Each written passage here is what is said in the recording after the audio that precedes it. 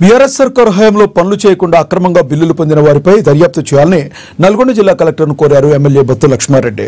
మిర్యాలగూడ పట్టణంలోని అభివృద్ధి పనులపై ప్రాజెక్టర్తో కలిసి కలెక్టర్కు వివరించారు బొత్తుల లక్ష్మారెడ్డి. మిర్యాలగూడ పట్టణంలో అభివృద్ధి పనులపై సమీక్ష నిర్వహించారు కలెక్టర్ ఇలా త్రిపాఠి.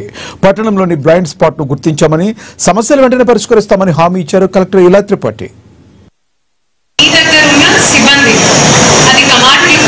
వాటర్